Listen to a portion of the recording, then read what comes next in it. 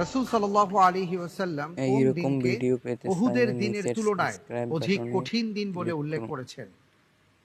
ক হুনাইনের দিন, খ মুতার দিন, গ আকাবার দিন, ঘ খাইবারের দিন। বিশেষজ্ঞ প্যানেলের সহায়তা চাচ্ছি। আচ্ছা, বিশেষজ্ঞ আলেমী দ্বীনের সহায়তা দেয়া হোক। রাসূল করিম সাল্লাল্লাহু আলাইহি সাল্লামের হিজরতের সাথে সংশ্লিষ্ট একটি ঘটনার সাথে মিল আছে। উত্তরের হিজরতের সাথে সংশ্লিষ্ট একটি ঘটনার সাথে মিল আছে। 4 দিনের যে কোনো একটি দিন এখানে আছে। তো ইনশাল্লাহ আমি উত্তর হিসাবে বেছে নিচ্ছি ক হুনাইনের দিন। লক করে দেওয়া হোক ক হুনাইনের দিন। আপনি যে উত্তরটি দিয়েছেন আপনার উত্তরটি সঠিক হবে।